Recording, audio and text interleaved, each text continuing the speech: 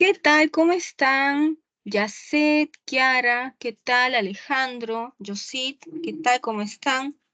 Vamos a empezar la sesión del día de hoy.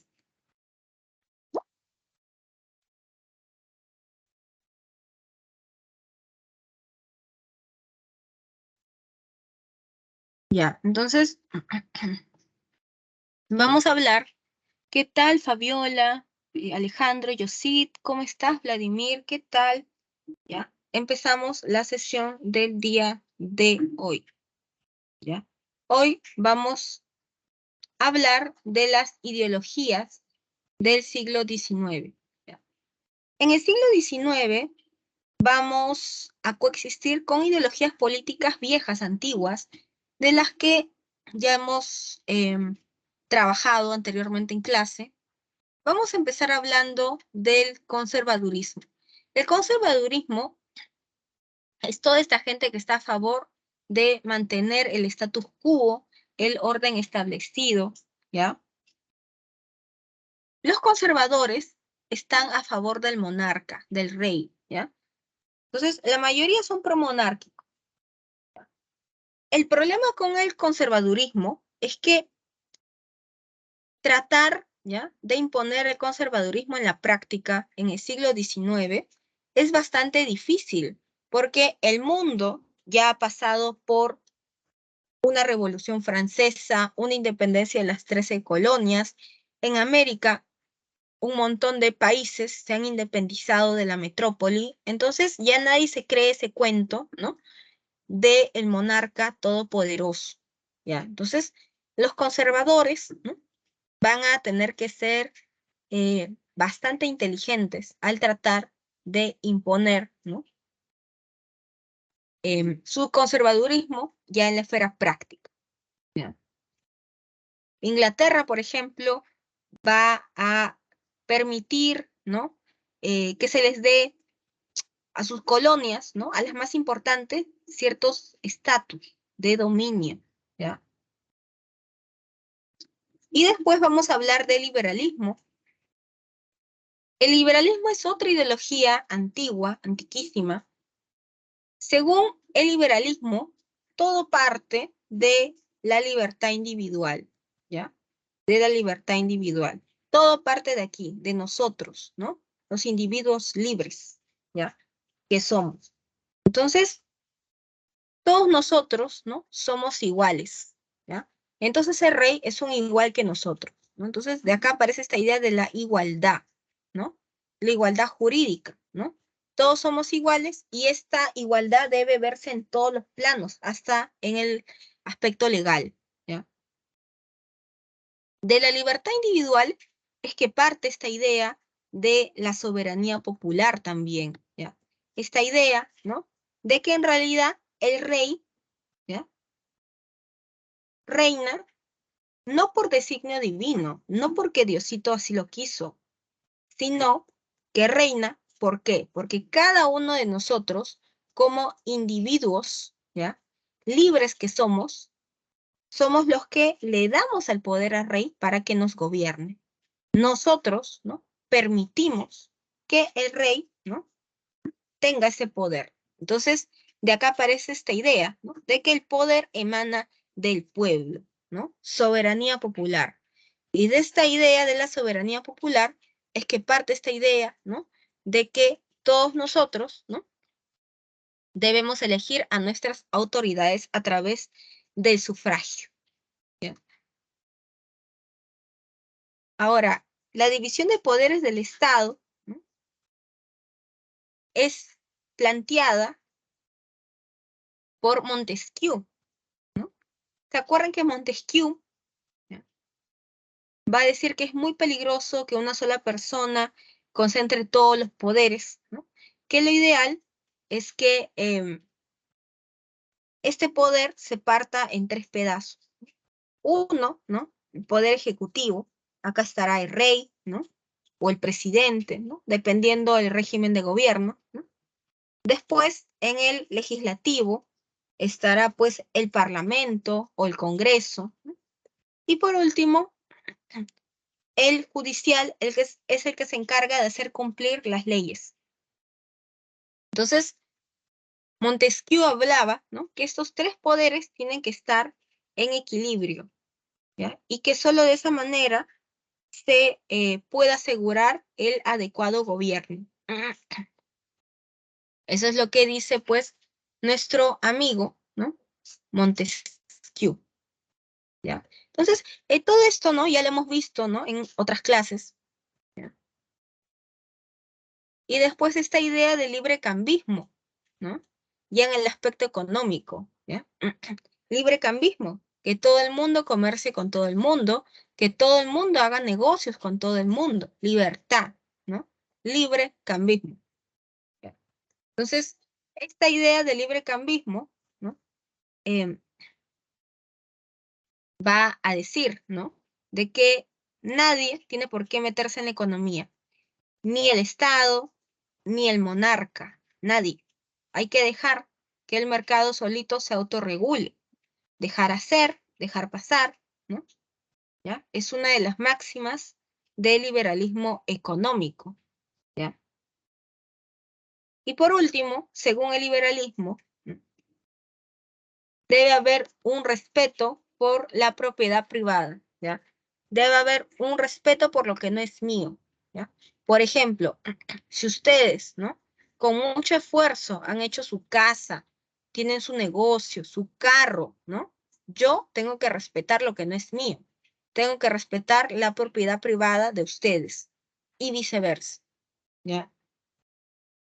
Entonces, si se dan cuenta, el conservadurismo y el liberalismo ya son ideologías políticas antiguas que provienen desde los tiempos incluso del siglo XVIII, ¿ya? Sobre todo el liberalismo. Y el nacionalismo sí es una ideología política nueva de esta época, el nacionalismo, ¿ya? Aparece en el XIX, es algo nuevo, ¿ya? El nacionalismo dice que hay algo que nos une, ¿no? ¿Qué es eso que nos une? La patria, la nación, ¿no? Hablar el mismo idioma, tener las mismas costumbres, compartir la misma raza, ¿no?, la misma historia. ¿Qué es eso que nos une, ¿no? Hay algo que nos une. El nacionalismo es bueno, ¿ya?, porque gracias al nacionalismo, Italia se unificó, Alemania se unificó en el XIX. El problema es cuando tú lo exacerbas. Cuando tú exacerbas el nacionalismo, ahí ya empiezan los problemas. Pero si no, el nacionalismo es bueno, si se dan cuenta, ¿ya? Y acá vamos a ver algunas de las máximas del nacionalismo, ¿no? Por ejemplo, ¿no?, esta idea de la patria, ¿no? Mi patria, mi nación, mi lugar donde he nacido, ¿no?, mi tierra, ¿no? La autodeterminación política. ¿Qué significa la autodeterminación política?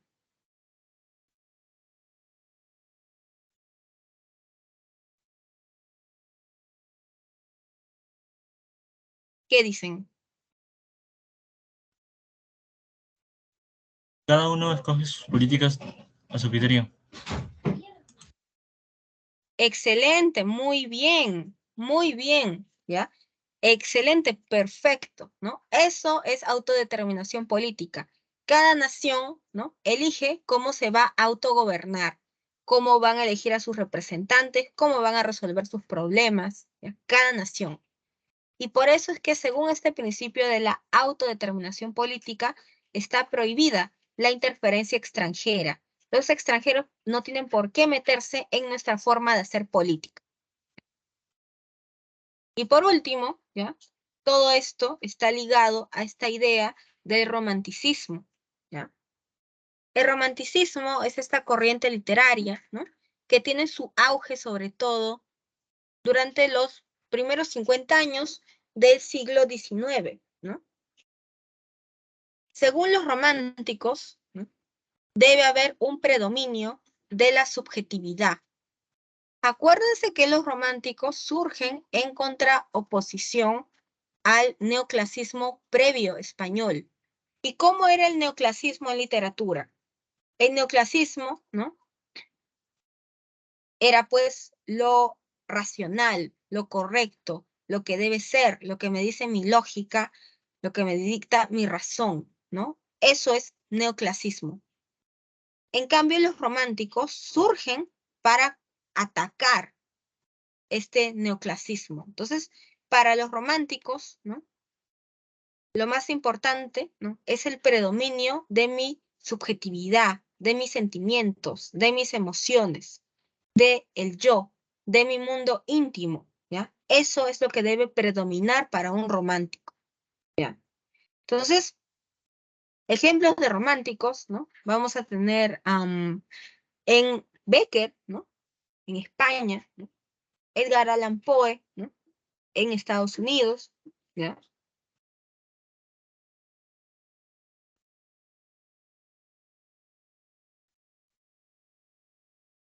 Y ahora vamos a hablar del socialismo, ¿ya? El socialismo que ahora está tan de moda, ¿no? Últimamente. El socialismo tiene que ver con las relaciones, ¿no? Desiguales entre los obreros, los proletarios y los burgueses. Los burgueses son los que ahora tienen el poder, son ahora los que en el 19 son los dueños de las máquinas, de las fábricas, ¿ya? Entonces, existen dos tipos de socialismo. Uno es el socialismo utópico, ¿ya? Este término de socialismo utópico lo va a acuñar, pues, Marx para burlarse de los socialistas utópicos. ¿Por qué los socialistas utópicos creen que los proletarios y los burgueses pueden ser amigos, pueden ser pinky friends, ¿ya? Y pueden resolver sus problemas pacíficamente?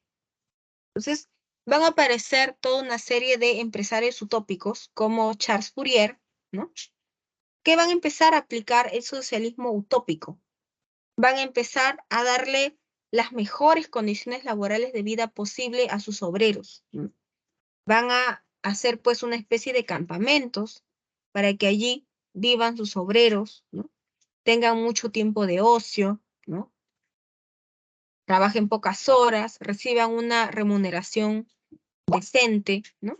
¿Y qué va a pasar con estos empresarios utópicos, ¿no? Un poco filántropos, ¿no? Van a irse a la quiebra, ¿no? Quiebran. Entonces, por eso es que Marx se burlaba, ¿no? Decía, ja, ja, ja, ja, ja, ja, ¿no? Socialismo utópico, ¿no? Ahí está, pues, mira, quebraste, ¿no? Quebró tu fábrica. Y Marx va a plantear, ¿no? El socialismo científico. Marx, ¿ya? El socialismo científico junto con su socio Federico Engels, ¿no? Marx, ¿no? Va a decir en el Capital que a lo largo de la historia de la humanidad, siempre los socialistas han estado, perdón, siempre los burgueses, ¿no? Siempre ha existido una clase que oprime y otra que es la oprimida. Según Marx, que en su época, los que oprimen, ¿no? Son los burgueses, que son los que ahora tienen el poder. Y los oprimidos son, pues, obviamente, los proletarios, que es esta nueva clase social, ¿no? Que aparece en su época, ¿ya? Entonces, para Marx, ¿no? La historia es producto de una lucha de clases sociales. Según Marx, ¿no? Todos éramos felices y contentos durante los tiempos de la comunidad primitiva. Durante la comunidad primitiva, todos éramos felices. ¿Por qué? Porque no existía la desigualdad. ¿Por qué? Porque no existía la propiedad privada, ¿ya? Entonces, solamente existía la propiedad colectiva. Todo era de todos, según Marx, ¿no? Hasta que vino alguien que dijo, esto es mío, esta es mi chacra, esta es mi casa, ¿no? Esta es mi propiedad. Entonces, cuando ya aparece alguien que dice, esto es mío, ese es el origen de la propiedad privada y de por ende la desigualdad, según Marx, ¿ya? Entonces, para Marx no es pues edad antigua, ¿no? sino es esclavismo. Están pues los esclavistas, ¿no? Son los que oprimen, y los esclavos son obviamente los oprimidos. Para Marx no es Edad Media, para Marx es feudalismo, ¿ya? Feudalismo. Y según Marx, ¿no? En el feudalismo, los que oprimían eran obviamente los pues señores feudales, ¿no? Los nobles, y los oprimidos eran los siervos de la gleba, ¿ya? Los campesinos principalmente, ¿ya? Y Marx, ¿no? Dice, ¿no? Que en su época los que oprimen son los burgueses y los oprimidos son pues los proletarios. Entonces, Marx también nos habla de este concepto de plusvalía, ¿no? ¿Qué significa plusvalía? ¿Quién sabe?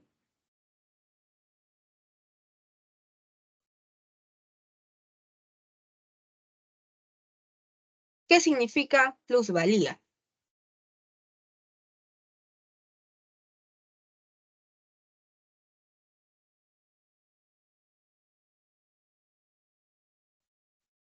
¿Alguna idea? ¿Es la ganancia que obtiene una empresa pero que el trabajador no obtiene? Muy bien, excelente, perfecto. La plusvalía es el trabajo no remunerado, ¿ya? Del que se apodera pues el capitalista, el burgués.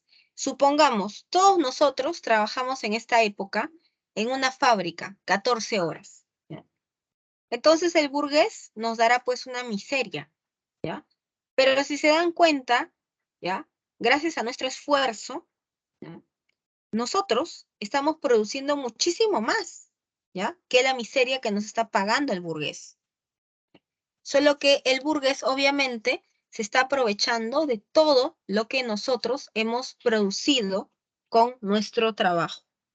Él se lo apodera, ¿no? Para generar riqueza para él, ¿ya? Entonces, esa es la plusvalía, el trabajo no remunerado del que se apropia el capitalista. Excelente, muy bien. Entonces, según Marx, ¿no? Va a llegar un momento en que los obreros, ¿no? Van a emprender la revolución del proletariado. Y para esto, los obreros van a formar un frente internacional, ¿ya? Internacional. Y que desde este frente internacional va a empezar la dictadura del proletariado, ¿ya? Según Marx, ¿ya? Según Marx, luego del socialismo va a llegar pues el comunismo. Entonces, para Marx, el comunismo es una meta a llegar, ¿ya? El comunismo es el fin de todo esto, ¿ya? Y según Marx, todavía durante el socialismo, ¿no? Se puede coexistir con el capitalismo, con esta idea de la propiedad privada, todavía durante el socialismo. Pero durante la época del comunismo, ¿ya? Durante el comunismo, ahí sí ya va a desaparecer, ¿no? Por completo, ¿no? Esta idea de la propiedad privada, ¿ya? Esta idea de esto es mío, que es lo que generó desigualdad, según Marx, ¿ya? Entonces, en el comunismo, ahí sí ya no existe la propiedad privada, no hay cabida para el capitalismo en el comunismo, ¿ya? Entonces, según Marx, cuando lleguemos a la etapa comunista, ¿ya? Todos volveremos, ¿no? Prácticamente es como un volver, si se dan cuenta, a los tiempos de la comunidad primitiva, ¿ya? Cuando solamente existía la propiedad colectiva, cuando todo era de todos y no existía la desigualdad, ¿no? Entonces, la máxima de Marx es llegar al comunismo, ¿ya? Ese es el objetivo final. Y ahora vamos a hablar del anarquismo, que es otra ideología política nueva del siglo XIX. Los anarquistas no creen en nada ni en nadie, ¿no? Los anarquistas pues no creen ni en Dios, ni en patria, ni en familia. Para los anarquistas solo debe existir la libertad. Y por eso, cualquier principio de autoridad representa un peligro contra esta idea de libertad de los anarquistas. Por eso es que los anarquistas están en contra del Estado, porque representa una estructura de gobierno, representa autoridad, si se dan cuenta, ¿no? Y los anarquistas están en contra de cualquier tipo de forma de autoridad, ¿no?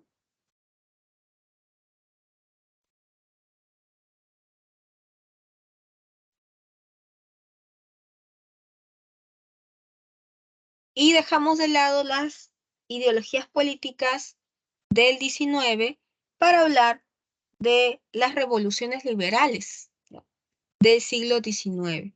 ¿Ya? La burguesía, para consolidar su poder, ¿no?, va a estar, por supuesto, detrás, ¿ya?, detrás de estas revoluciones liberales. ¿Ya? Vamos a empezar hablando de la Revolución Liberal de 1830. ¿Cuál es el contexto? Una cosa es Francia con Napoleón y otra cosa es Francia sin Napoleón. ¿Ya? Francia sin Napoleón, ¿no? Va a ser, pues, va a estar en manos de la restauración europea. ¿Se acuerdan que la restauración europea, ¿no?, surge para restaurar el orden establecido, para restaurar los regímenes monárquicos en Europa? Entonces, como parte de esta restauración europea, es que a Francia se le impone un rey, ¿no?, que va a ser Carlos X, de origen Borbón. Entonces, por eso es que Francia en esta época es gobernada por un rey, por Carlos X. El problema es que Carlos X va a promulgar estas ordenanzas, ¿ya?, de Saint-Cloud. Y estas ordenanzas de Saint-Cloud van a afectar muchos de los principios liberales, ¿no? Por ejemplo, estas ordenanzas, ¿no?, censuran a la prensa, ¿no?, censuran la libertad de expresión, el cuarto poder, ¿no?, los medios de comunicación, ¿ya? Entonces está atentando en contra de la libertad de expresión que tanto defienden los liberales, ¿ya? Después se restringe, ¿ya?, el derecho al voto, ¿ya? Esta idea, ¿no?, del sufragio, ¿no?, proviene de esta idea de la soberanía popular, ¿no?, que el gobierno emana de nosotros, del pueblo. Entonces, acá también se ve otro atentado en contra de los principios liberales.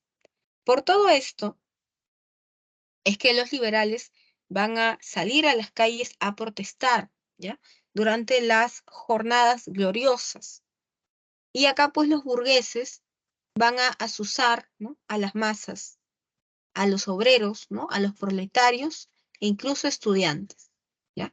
Entonces, todo el mundo sale a marchar para tumbarse el régimen de Carlos X, ¿ya? Y acá, pues, en esta imagen, ¿no?, pueden ver cómo la que guía al pueblo es Marianne, ¿no? Marianne representa la libertad, la patria, ¿no?, en Francia. Y está con su bandera de Francia, ¿no?, levantando la bandera de Francia, y está con el busto descubierto, ¿no?, porque Marianne es la madre patria, es Francia, ¿no?, la que va a alimentar a todos sus hijos, ¿ya?, a su nación, a su pueblo, ¿ya? Finalmente, los burgueses derrotan a Carlos X y los burgueses van a acabar instalando a, pues, el famoso Luis Felipe I, ¿no?, conocido como el rey burgués, porque en realidad los que han puesto a Luis Felipe I en el trono son los burgueses, ¿ya?, la burguesía, ¿ya? Entonces, lo meten al poder en esta época, ¿ya? Pero Luis Felipe I, en lugar de gobernar para los burgueses, ¿no?, va a hacer caso omiso de los burgueses. Y por eso es que los burgueses, 18 años después, otra vez van a salir a protestar con la revolución de 1848, ¿ya? Entonces, ¿cuáles son las causas, no? El tema de la votación, ¿ya? Todavía Luis Felipe I han pasado 18 años y hasta ahorita no hace una reforma electoral, ¿no? Que era lo que querían los burgueses, ¿ya? La segunda causa, ¿no? Es, por supuesto, la miseria, ¿no? Del proletariado. Los obreros son los que peor la pasan en el siglo XIX, ¿ya? Los obreros, ¿ya? Entonces, los obreros pues trabajan 12 horas, 14 horas, reciben de paga una miseria que no alcanza ni para comer, ¿ya? Entonces, los proletarios obviamente tienen su propia agenda política y van a salir a protestar también en esta época. Y por último, vamos a tener a la crisis de las patatas. ¿Alguien sabe de qué se trata esta crisis de las patatas?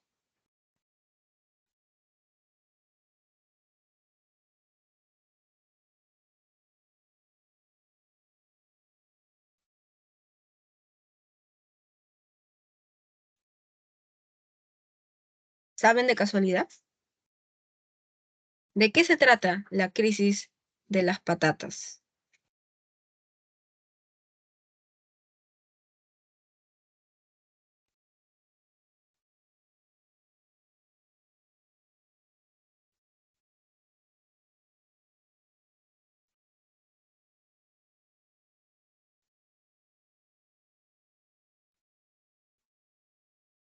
¿Saben de casualidad? ¿A qué hace alusión la crisis de las patatas?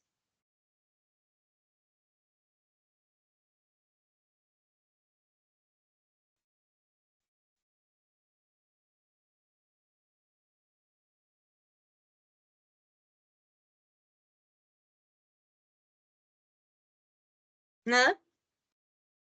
Miren, la crisis de las patatas se va a producir en Irlanda. Irlanda es colonia inglesa en esta época. Y los irlandeses son tan pobres, ¿no? Que cultivan y comen patatas, que es pues un carbohidrato de un bajo costo, ¿ya? De producción. ¿Qué es lo que pasa? Este año va a empezar a aparecer un hongo, ¿ya? Especial, y ese hongo va a echar a perder las patatas, que era pues la comida de los irlandeses. Entonces, Inglaterra, en lugar de apoyar a Irlanda, que es su colonia, lo que hace es hundir más a Inglaterra, hundir, perdón, más a Irlanda, prohibiendo que cualquier potencia les lleve barcos con comida, ¿ya? Entonces, este hongo, ¿no? Va a viajar por el aire y va a acabar contagiando los cultivos de toda Europa. Entonces, la comida de los europeos se va a echar a perder, ¿ya? Debido a este hongo. Entonces, esta hambruna, ¿no? Que surge en Irlanda se va a extender en toda Europa, ¿no? Cuando viaje este hongo, ¿no? Entonces, los europeos van a pasar hambre. Entonces, la gente tiene hambre y por eso también es que van a salir a protestar, ¿no? A exigir, pues, comida, ¿no? El detonante de todo esto va a ser cuando el rey burgués, ¿no? Luis Felipe I, ¿ya? Va a prohibir los populares banquetes públicos. ¿Alguien sabe qué eran los banquetes públicos en esta época?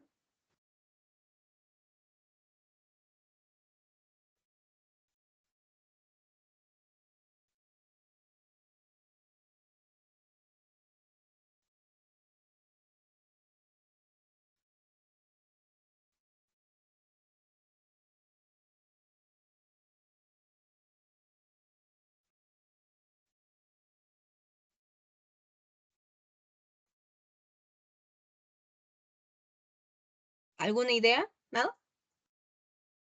Miren, los banquetes públicos eran una especie de reuniones políticas, ¿ya? Luis Felipe I, ¿ya? Como obviamente habían rumores de que los burgueses lo querían sacar del poder, ¿no? Es que empieza a prohibir estas reuniones políticas, ¿ya? Para evitar que los burgueses, ¿no?, se conglomeren para conspirar en contra de él, ¿ya?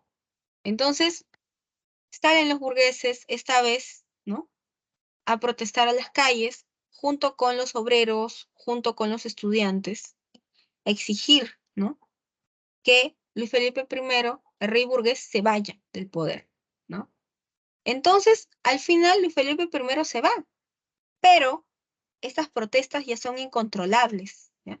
Digamos que a la burguesía se le va la mano porque los campesinos, los obreros y los estudiantes siguen protestando, ¿ya? Entonces, los burgueses lo que empiezan a hacer es empezar a promover más bien el ascenso político de Luis Bonaparte, el sobrino nieto de Napoleón Bonaparte, ¿ya? Van a decir, ustedes quieren que regresen los tiempos de Napoleón Bonaparte. Allá, entonces tienen, ¿no?, que estar a favor de Luis Bonaparte. Y así es como Luis Bonaparte acaba siendo elegido presidente. Entonces, los franceses se tumban una monarquía, ¿no?, se tumban el gobierno de Luis Felipe I y fundan la Segunda República Francesa. Pero esta Segunda República Francesa no va a durar casi nada, ¿ya? ¿Por qué? Porque al final Luis Bonaparte acaba fundando el Segundo Imperio Francés, ¿ya? El Segundo Imperio Francés. Y es más, ese cambia de nombre. Se cambia de nombre a Napoleón III, ¿ya? Y Napoleón III va a ser un buen gobierno, porque gracias a él es que Francia va a lograr ser segunda potencia mundial en esta época. Y no solo eso, sino que gracias a Napoleón Bonaparte, ¿no?, perdón, a Napoleón III, ¿ya?, es que se anexan un montón de territorios, un montón de colonias. Digamos que el Waterloo o el inicio del fin para Napoleón III va a ser cuando se pierda la guerra franco-prusiana, ¿ya?, contra los franceses por Alsacia y Lorena, ¿no? Pero si no, el gobierno de 20 años del sobrino de Napoleón Bonaparte es bastante bueno, ¿ya? Bastante bueno.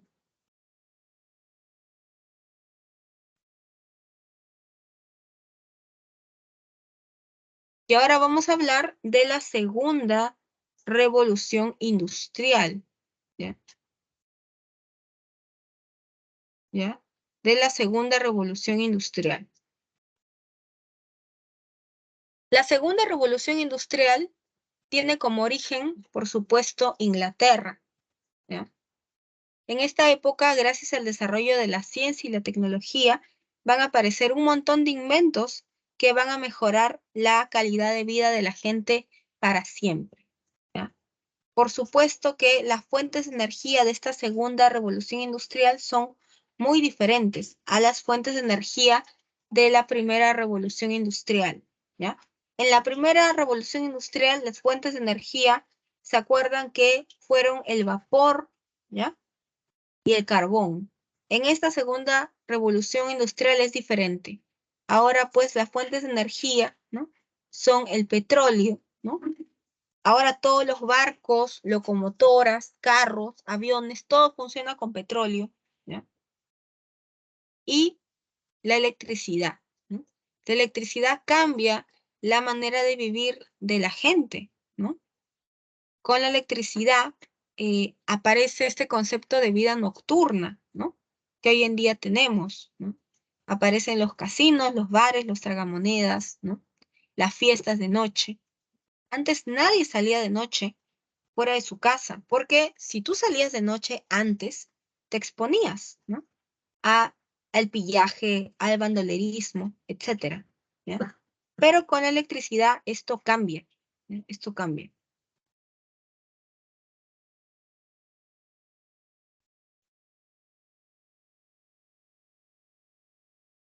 Y vamos a hablar a grandes rasgos de las características de esta segunda revolución industrial, mucho más agresiva que la primera revolución industrial, ¿no? ¿ya? Se da gracias al desarrollo de la ciencia, ¿ya? De la ciencia, de la tecnología, ¿ya? Conocimiento es poder. ¿Ya?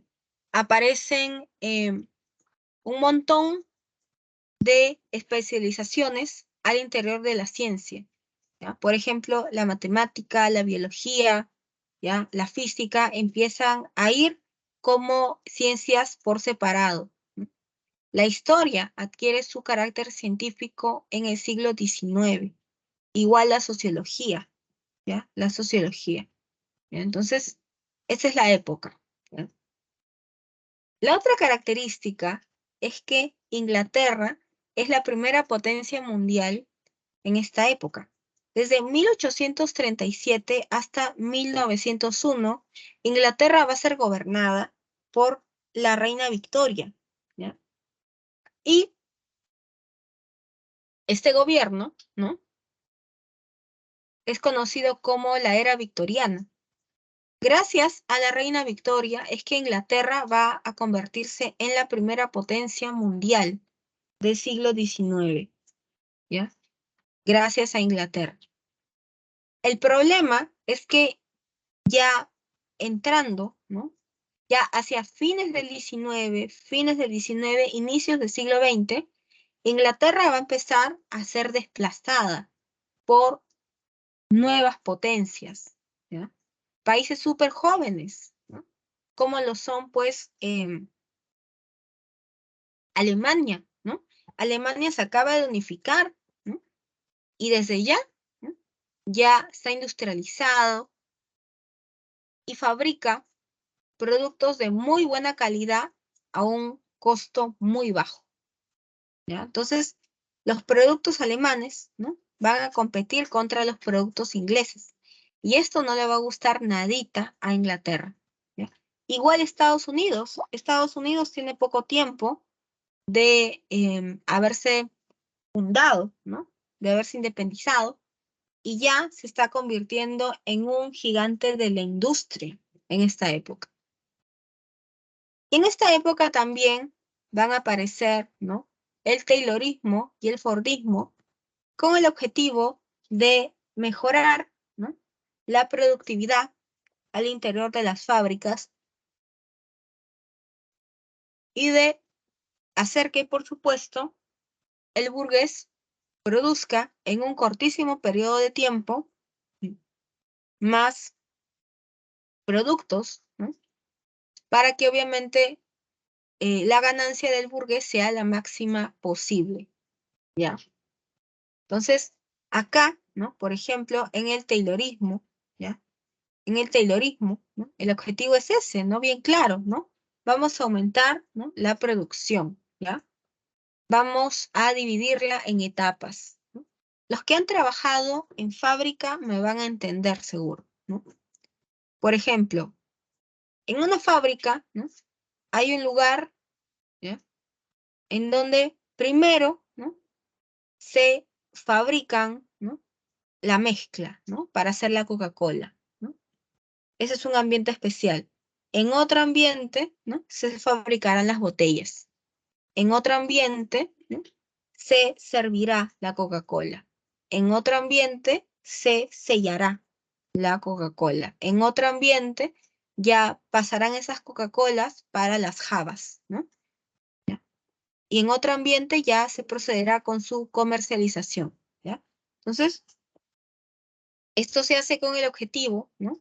De que en un corto periodo de tiempo se produzca un montón para que el capitalista gane un montón de plata. Y después tenemos el Fordismo, ¿ya? Hablar de Fordismo es sobre todo hablar de producción en cadena, ¿no? Supongamos, ¿no? Que en mi fábrica produzca 1 millón de Coca-Colas, ¿no? O que en mi fábrica produzca 1 millón de carros de modelos T, ¿ya?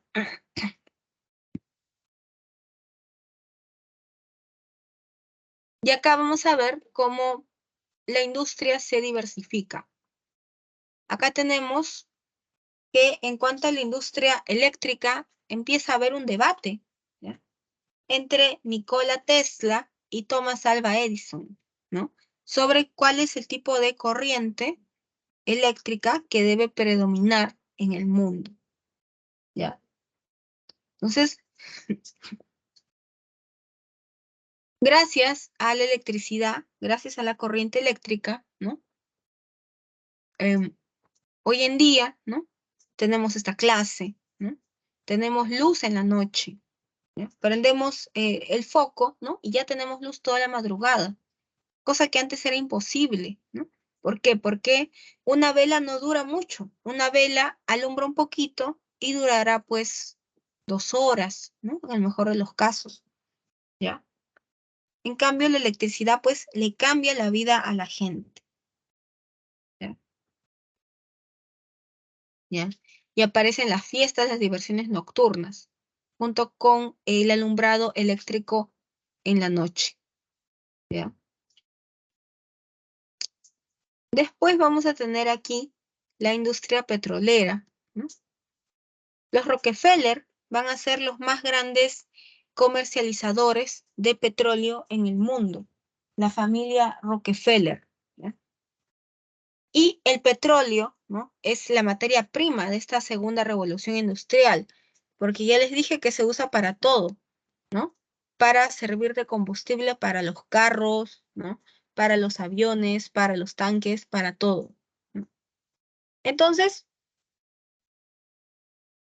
los Rockefeller van a ser tan poderosos, ¿no? Bueno, hasta el día de hoy son una familia súper poderosa, pero en esta época obviamente son más poderosos. Van a ser tan poderosos que a fiestas que organizaban, ¿no? Les invitaban, les regalaban diamantes, ¿ya? A la gente que asistía, ¿no? O sea, imagínense ir a una fiesta y que te regalen diamantes por solo ir, ¿ya? Entonces, así era pues la capacidad, ¿no? De poder adquisitivo que tenían los Rockefeller en esta época, ¿no?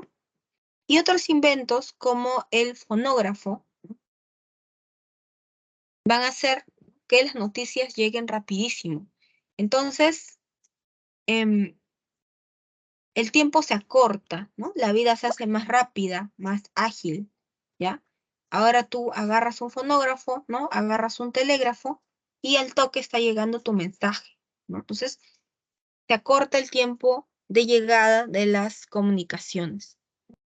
Ya no es como antes, ¿no? Antes en el siglo XVI uno mandaba una carta de América a España, ¿no? Y demoraba meses en llegar, ¿no? Ahora es prácticamente ahí, ¿no? Al instante. Entonces, cambia la manera de vivir de la gente para siempre. Y en cuanto a la industria farmacéutica, ¿no? Aparecen pues las primeras vacunas, ¿no? Con, sobre todo, no solamente los laboratorios Bayer, ¿no? Los laboratorios Bayer van a empezar a comercializar antibióticos, ¿no? El antibiótico se saca de la penicilina, que es un hongo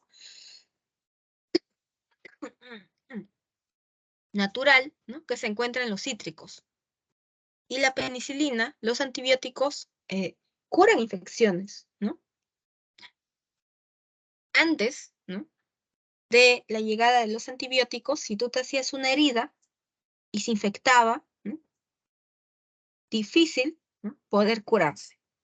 En cambio, desde que se ha descubierto, ¿no? La penicilina, los antibióticos, ahora uno tiene una infección, ¿no? Va al médico, ¿ya?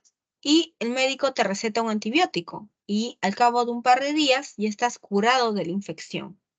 Entonces, obviamente, la calidad de vida de la gente aumenta. Las vacunas salvan vidas, por supuesto, ¿no? Gracias a las vacunas, ¿no?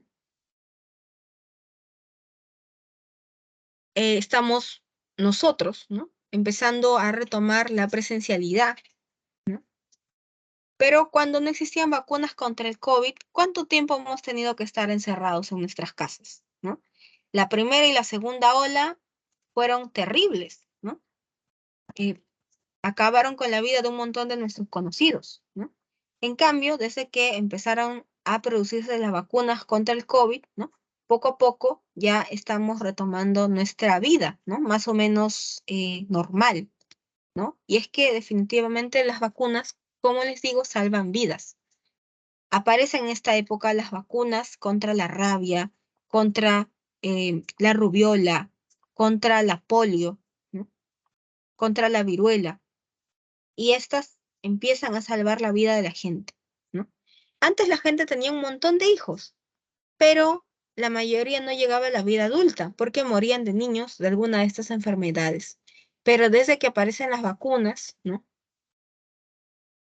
Ya la tasa de mortalidad se ha disminuido considerablemente y la esperanza de vida de la gente ha aumentado, ¿no? Ahora una persona, si se cuida, ¿no? Puede llegar bien, ¿no? A los 80 años, ¿no? Y esto es gracias al acceso a la salud, que aparece producto de la segunda revolución industrial. Y después vamos a tener la industria automovilística.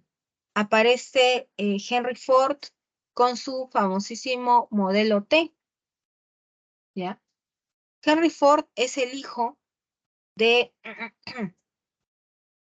campesinos, ¿ya? Y a Henry Ford se le mete, ¿no? La idea en la cabeza de que él tiene que crear algo, ¿no?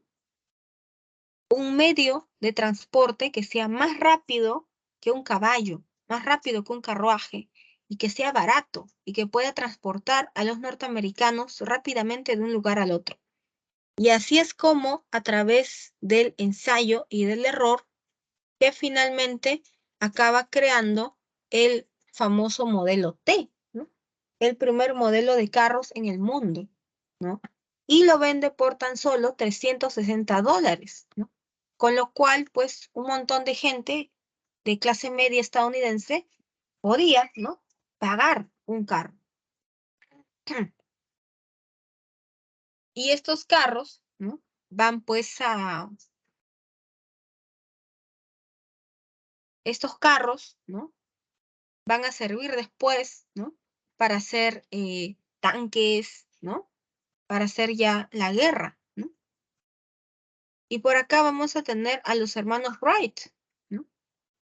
Los hermanos Wright van a crear el primer aeroplano, ¿no? Entonces, miren, ¿no? Que con los hermanos Wright, las personas podemos volar desde los hermanos Wright, ¿no? Es más, desde los tiempos de Da Vinci. Da Vinci, en el siglo XVI, él ya estaba creando prototipos del hombre volador, ¿no? Y la gente le decía a Da Vinci, estás loco, ¿no? ¿Qué te pasa? ¿No? Pero Da Vinci no era un loco, era un adelantado a su época, ¿ya? Él vislumbraba, ¿no? El futuro, era futurista, ¿no? Y hoy en día, ¿no? Nosotros tomamos un avión y en una hora estamos, pues, en Trujillo, ¿no? Todo esto es gracias al desarrollo de la ciencia y la tecnología. Y aparece, pues, el acero, ¿no? El acero va a empezar el acero va a empezar, pues, a reemplazar el hierro, ¿ya? El acero es mucho más maleable, mucho más fácil que trabajar y mucho más resistente que el hierro. Por eso es que lo reemplaza. Y el acero no se oxida, ¿no? El acero es inoxidable, ¿no? Entonces, por eso es que hasta el día de hoy la mayoría de fábricas, ¿no? Fabrica, ¿no? Sus instrumentos, ¿no? En contenedores de acero, ¿no? Estoy segura, ¿no? Que muchos de nuestros utensilios de cocina en casa, ¿no? Dice acero inoxidable, ¿no? Porque el acero perdura en el tiempo, ¿ya? Incluso hasta en la medicina, ¿no? El material quirúrgico es de acero inoxidable, ¿no? Para hacer las operaciones, ¿no? Entonces, miren cómo cambia, ¿no? La vida de la gente en esta época, ¿no? Ahora, si alguien es clase media, ¿no? ¿no? Si tú eres clase media en Estados Unidos, puedes comprarte tu carro, puedes tomarte un avión y viajar de vacaciones, ¿no? Tienes luz ahora en tu casa en la noche, tienes tu radio, ¿no? Tienes tu telégrafo, ¿no? Entonces, la vida de la gente cambia. Y si te enfermas, ¿no? Te dan un antibiótico, ¿no? Tienes las vacunas, ¿no? Entonces, cambia la calidad de vida de la gente para bien, ¿ya? Y aparecen, pues, grandes monopolios industriales, aparecen los grandes magnates de la industria norteamericana, ¿no? Aparecen pues los dueños de los chocolates Hershey, el dueño del KFC, del Kentucky Fried Chicken, aparece en esta época, ¿ya? El dueño de la Oreo aparece en esta época, el dueño de la Coca-Cola, el dueño de Popeyes aparece en esta época, ¿no? Entonces, los grandes magnates de la industria norteamericana aparecen en esta época, ¿ya? El mundo va a experimentar una crisis económica en 1873, pero no va a estar ni de lejos cerca a la crisis económica que va a experimentar el capitalismo en 1929, ¿no? Y después se va a hablar de la sobreproducción como uno de los causantes de esta crisis de 1873, ¿no? La sobreproducción significa que yo produzco más de lo que voy a lograr vender, ¿no? Sobreproducción. Y esta sobreproducción va a generar, ¿no? Eh, esta sobreproducción va a generar, ¿no? Por supuesto que un montón de productos se queden sin encontrar comprador, ¿ya? Entonces, para que todos mis productos, mis carros, mis lavadoras, que no he logrado vender, ¿no? Encuentren comprador, es que yo voy a empezar a echarle el ojo a los mercados coloniales, ¿ya? A los mercados coloniales, ¿ya? Entonces, el mercado colonial, ¿no? Va a ser mi público consumidor, el que me va a comprar todos estos productos que me han quedado en sobrestock, ¿ya? Y por supuesto, la sobrepoblación, ¿no? Que es producto de este acceso a la salud, de las vacunas, de los antibióticos, ya no va a haber espacio para todos en Europa, en América. Entonces, ¿qué hace la gente? Empieza a migrar. Los europeos migran hacia América, ¿no? Esta es la época en la que llegan las colonias alemanas, ¿no? Y se instalan en Posuso, en el Perú, ¿ya? ¿Ya? Entonces, en el Perú aparecen colonias de inmigrantes italianos, belgas, ¿no? No solamente alemanes, ¿ya? Entonces, esta es la época. Y ahora sí son las 8, ¿no? Es hora de su break, ¿no? De 5 minutos, ¿no? De 8 a 8 y 5, según lo que anteriormente ya me había indicado la señorita tutora, ¿no? Entonces, vamos al break, ya 5 minutos, y después ya continuamos con la sesión.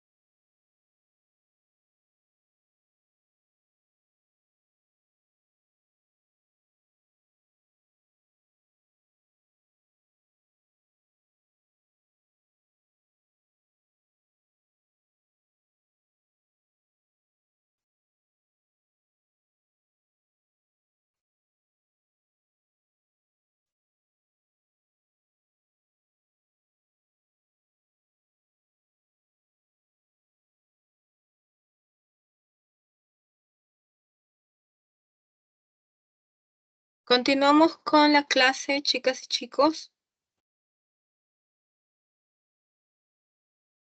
Entonces,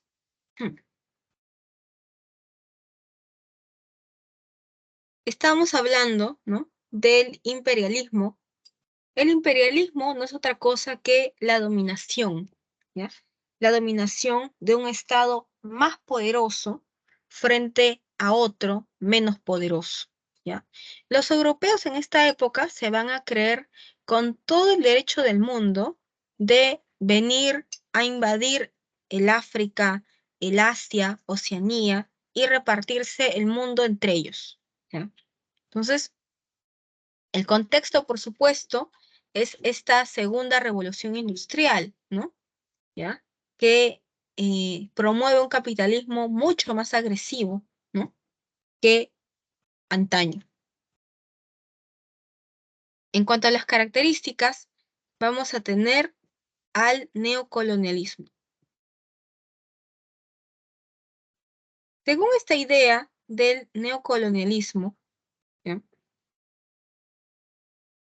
uno, para ser una nación exitosa, ¿no?, tiene que tener un montón de colonias.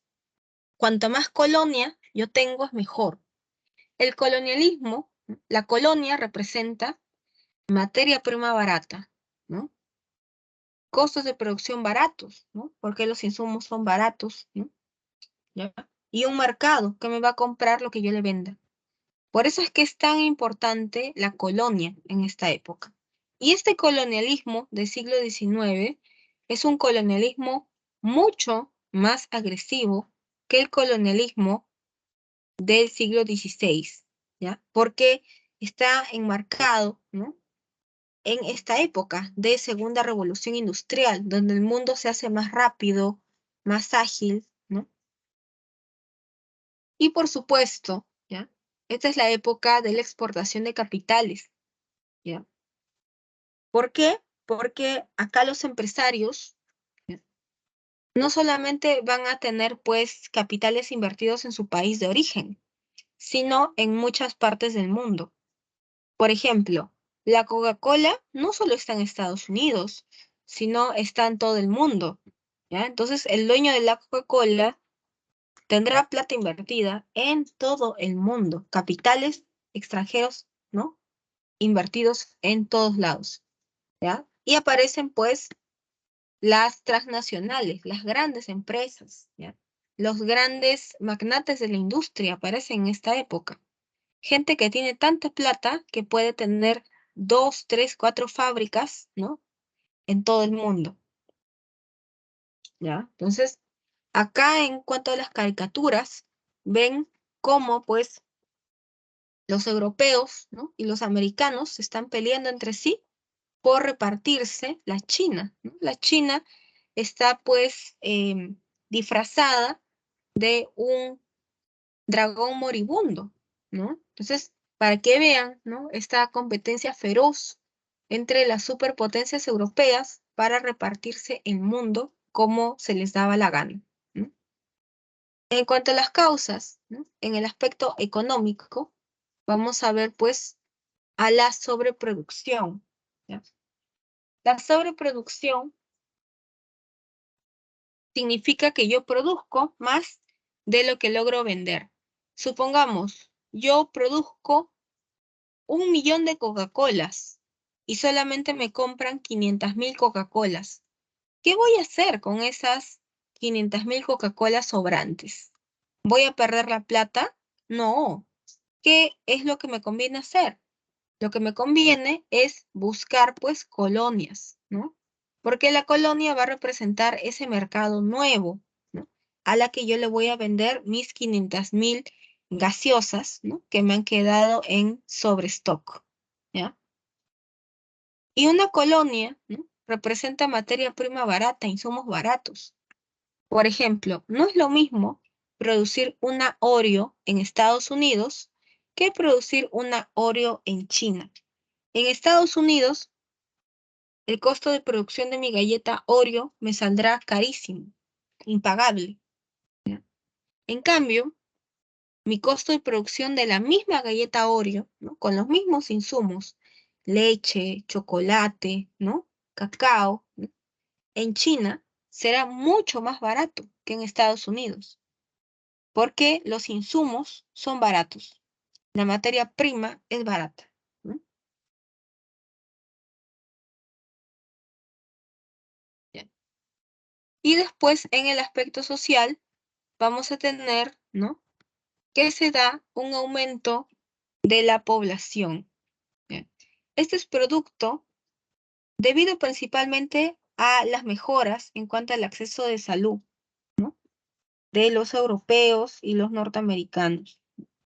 Ya, ahora todo el mundo se enferma, va al médico, le recetan una pastilla y se acabó, ¿no? Entonces, la tasa de mortalidad se ha disminuido, entonces ya no hay espacio para todos en Europa y en Estados Unidos. ¿Qué hace la gente? Tiene que emigrar, buscar, ¿no? Colonias para poder sobrevivir. ¿Ya?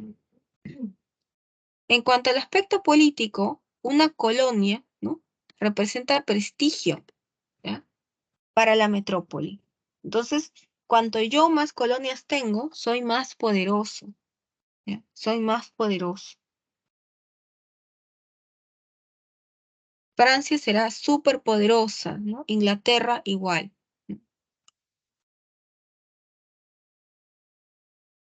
Y en el aspecto ideológico, vamos a tener pues al nacionalismo. El nacionalismo, ¿no? Significa, ¿no? De que, supongamos, ¿no? Yo por ser inglés, ¿no? Supuestamente soy lo máximo, ¿no? Entonces, esto, ¿no? Me sirve para justificar lo justificable, ¿no? Me sirve para justificar la expansión, ¿no? El dominio, el atropello, ¿no? Sobre el otro, sobre el más débil. Esta idea del eurocentrismo, el centro del mundo, ¿no? Va a ser Europa. Los europeos se parten el mundo en esta época como se les da la gana, ¿no? Esto está enmarcado, ¿no? Muy ligado a esta idea del darwinismo social, también que aparece en esta época. En esta época los científicos van a estar a favor, ¿ya? Del darwinismo social. El darwinismo social va a decir de que hay razas que son mejores que las otras. Y como ejemplo de darwinismo social, van a poner, ¿no? En la cima, ¿no? A los europeos como supuestamente la mejor raza, ¿no? La superior, los más inteligentes, los más hábiles, los que representan la civilización. Y por debajo de ellos, obviamente, van a estar pues los africanos, los asiáticos. Entonces, esta idea de darwinismo social va a ser utilizada por los europeos, ¿no? Para justificar su expansión, su dominio sobre la gente del Asia y del África principalmente, ¿no? Entonces, de acá aparece esta idea de racismo científico, ¿no? En el 19, ¿no? Esta idea, ¿no? Absurda de que supuestamente existen razas mejores que otras. Y esta idea del darwinismo social, años después, va a ser adoptada por Hitler, ¿ya? Para hablar de la supuesta raza superior, ¿no? Aria. ¿Ya? Entonces, los europeos llegan a deshumanizar tanto a la gente del África y del Asia que incluso llegan a construir zoológicos humanos, ¿no? Entonces, y en esos zoológicos humanos, obviamente, en lugar de ver animales, ¿no? Van a ver pues personas de carne y hueso enjauladas. Entonces, los ingleses, ¿no? Traían aborígenes del Asia, del África, ¿no? Para exposición en estos zoológicos humanos. Entonces, es la deshumanización del otro, ¿ya? Con tal de justificar, ¿no? Mi dominio, ¿no? Entonces, es terrible lo que hacen los europeos en esta época. Y el cristianismo, ¿no? También esta idea de llevar la fe, ¿no? La religión va a utilizarse también para justificar, ¿no? La expansión europea.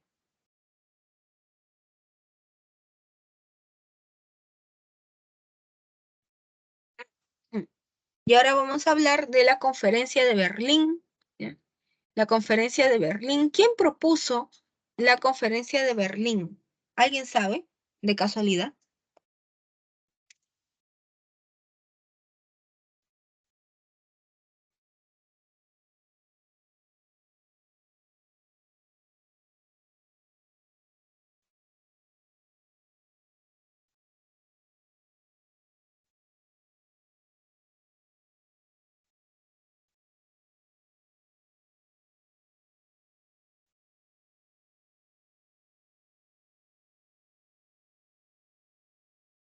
¿Nada?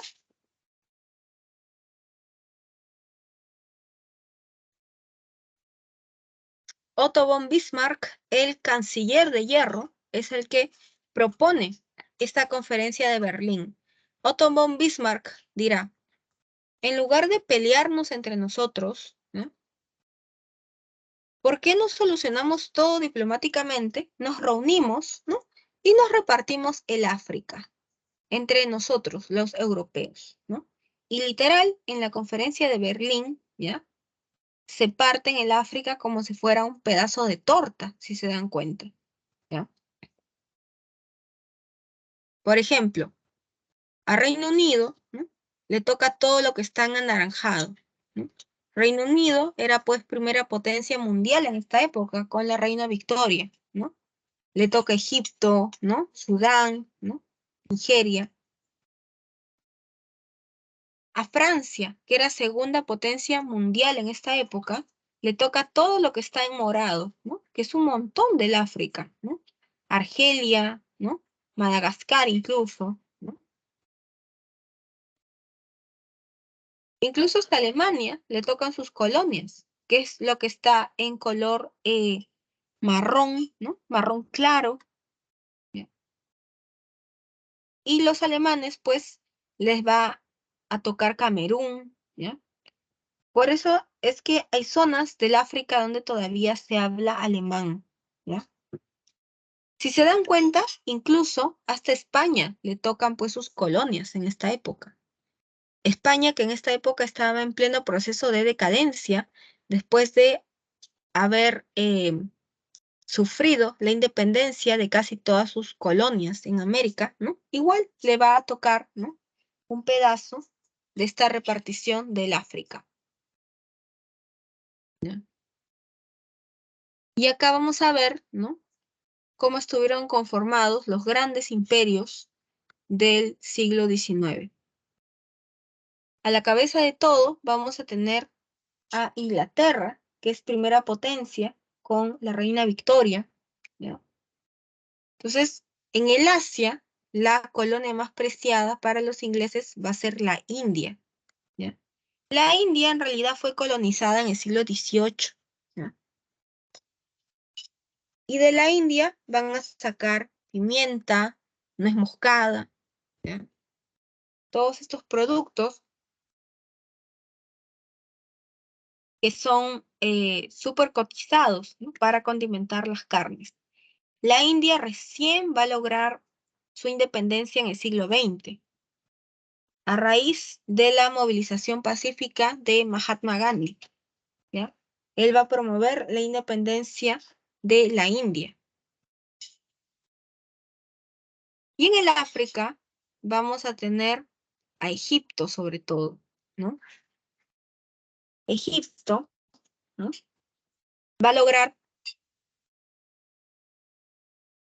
su independencia después de la Primera Guerra Mundial, Egipto, ¿ya? Sudáfrica también llegó a ser colonia de Inglaterra, por eso es que en Sudáfrica hasta el día de hoy se habla inglés, ¿ya? En América vamos a tener sobre todo a Canadá, ¿no? Por eso es que en Canadá también se habla inglés, ¿no? Y en Oceanía, por supuesto que destaca Australia.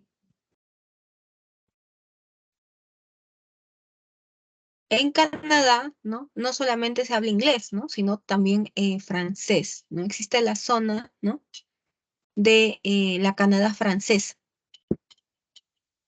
Y bueno, en Oceanía tenemos Australia. Cuando llegan los ingleses a Australia, van a matar a los aborígenes locales, ¿ya? El fenotipo de los aborígenes locales australianos es muy diferente del fenotipo aborigen, del fenotipo actual, ¿no? De los australianos, ¿ya? Es muy diferente, ¿no? Los primeros pobladores de Australia eran de piel cobriza, de cabellos negros, ¿ya? Y rizados. En cambio, hoy en día en Australia, debido a la migración inglesa, ¿no? El fenotipo es diferente, ¿no? Y se habla inglés también, obviamente. Después vamos a hablar de Francia con Napoleón III, ¿no? El sobrino nieto de Napoleón Bonaparte, que va a ser de Francia segunda potencia mundial en el 19 y va a anexar, ¿no? Para Francia un montón de colonias, ¿ya? Entonces, Napoleón III, ¿no? ¿Ya? Va a tener pues a Indochina, ¿no? Como colonia. Indochina va a buscar la independencia de Francia, aprovechándose que la metrópoli está débil después de la Segunda Guerra Mundial. ¿Sí? Lo mismo sucederá en el África, ¿no? Con Argelia. Argelia igual, ¿no? Va a buscar la independencia de Francia en el siglo XX, ¿ya? En el siglo XX. En América vamos a tener a la Guayana, ¿ya? Francesa, y también en Oceanía, ¿no? A Nueva Caledonia, ¿ya? Entonces, Napoleón III pierde ya el poder cuando es derrotado en la guerra franco-prusiana, luego de casi 20 años de gobierno, ¿no? Pero en líneas generales, ¿no? Fue un buen gobierno. Y vamos a hablar ahora de Alemania, ¿no? Alemania es esta joven nación que se acaba de unificar, se ha industrializado, ahora le hace la competencia a Inglaterra, ¿no? Y Alemania, ¿no? También le va a tocar sus colonias, ¿ya? También tiene sus colonias. En el África la más importante es Camerún, ¿no? Y en Oceanía son las Islas Marianas, ¿ya? Entonces, Otto von Bismarck, el canciller de hierro, ¿no? Alemán, es el que dice, en lugar de pelearnos, ¿por qué no nos repartimos el África, ¿no? Diplomáticamente? Y acá vemos una caricatura, ¿no? De la civilización versus la barbarie. La civilización obviamente está representada por los europeos, ¿no? Los blancos, ¿no? En esta caricatura, ¿no? Que están, entre comillas, llevando la luz, la civilización, y se están enfrentando a la, entre comillas, barbarie, ¿no? A probablemente la gente, pues, del Asia, del África, etcétera, ¿no? Entonces, acá se utiliza hasta la caricatura para justificar lo injustificable, ¿no?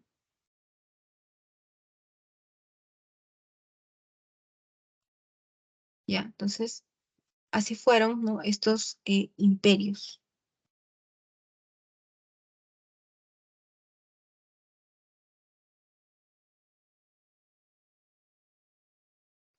Y ahora vamos a hablar de la Primera Guerra Mundial, ¿ya? De la Primera Guerra Mundial. ¿Cuál es el pleito, no? ¿Por qué se pelean los europeos durante la Primera Guerra Mundial? Los europeos se pelean principalmente, ¿ya? Por ver quién se queda con las colonias. ¿Quién tiene más colonias? Porque las colonias representaban un mercado al que yo le iba a vender mis productos, representaba mi público consumidor. La colonia representaba materias primas baratas, insumos baratos, costos de producción baratos. que a mí como empresario, como capitalista, obviamente me conviene, ¿ya? ¿Ya? Entonces, y la colonia, ¿no? Representaba mano de obra barata, ¿no? ¿Ya? Va a sonar cruel esto, ¿no? Pero no es lo mismo, ¿no? El sueldo que se le paga, por ejemplo, a un obrero norteamericano, ¿no? Que se le paga en dólares, ¿no? Que lo que se le paga a un obrero en China, ¿no? Entonces, obviamente, ¿no? Al capitalista le conviene fabricar todo en China, por ejemplo, ¿no? Para que el costo de producción sea el mínimo y la ganancia sea la máxima posible, ¿ya? Entonces, el pleito de esta guerra son las colonias, ¿ya?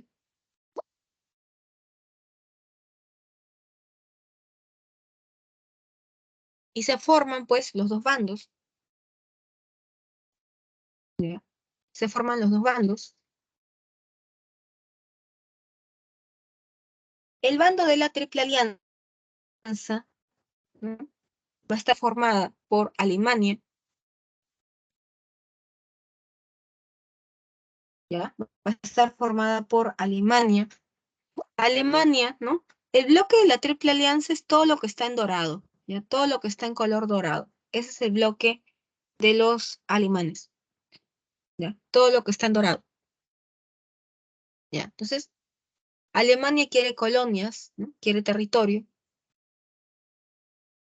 Y los alemanes, desde los tiempos del canciller Otto von Bismarck, desde los tiempos del canciller de hierro, ¿no? Alemania había firmado un tratado con Austria-Hungría, ¿ya? Un tratado, pues, de defensa secreto, ¿ya? Porque siempre el Imperio Austrohúngaro con Alemania han sido aliados, han sido una especie casi casi de primos hermanos, ¿ya? Los alemanes con los austriacos. Entonces, Otto von Bismarck sabía que la guerra era algo que se veía venir. Entonces, por eso es que para Otto von Bismarck era imprescindible que Alemania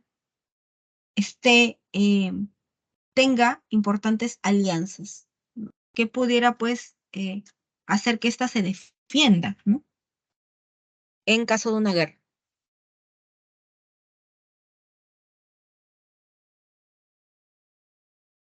Y por aquí tenemos a Italia, ¿no? Si se dan cuenta, Italia se cambia de bando, ¿ya? ¿Ya? Italia al inicio está en la Triple Alianza y después acaba acá, en el bando contrario, en el bando de la Triple Entente, Entente Cordiale o los aliados, ¿no? ¿Alguien sabe por qué Italia, ¿no? Cambia de bando, de casualidad?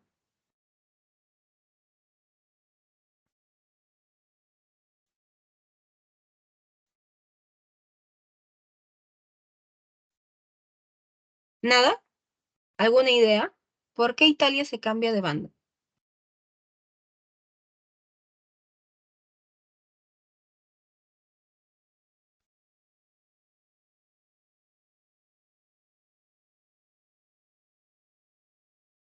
Ideas, ¿no?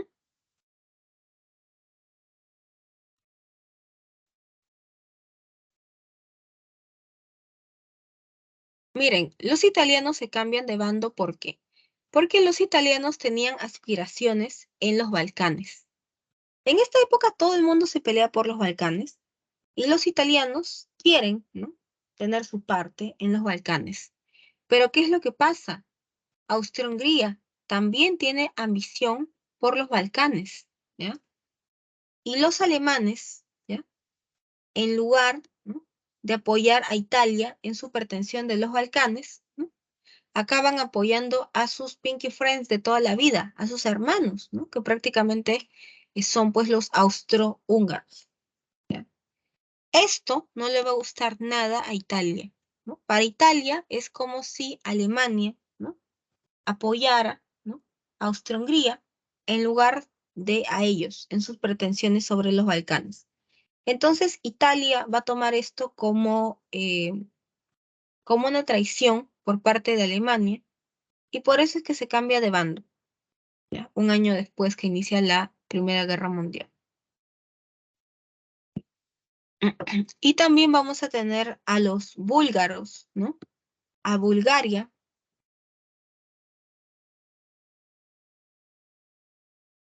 ¿ya? Y Bulgaria también tiene ambición en los Balcanes, ¿ah? También tiene su ambición en los Balcanes. Entonces, si se dan cuenta, todo el mundo se pelea por los Balcanes en esta época. Y por último, vamos a tener al Imperio Otomano, que bueno, también tiene sus ambiciones por los Balcanes. ¿Ya? Y ahora vamos a hablar del bando de la Triple Entente o Entente Cordiale, el bando de los aliados. ¿Ya? En este bando de la Triple Entente, Entente Cordiale, ¿no? O los aliados, es todo lo que está de celeste, todo lo que está en celeste.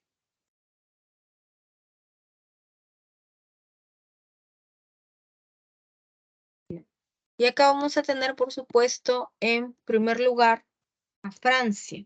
¿Sí? Francia, acuérdense que se odia con Alemania desde los tiempos de la guerra franco-prusana. Desde esta época es que eh,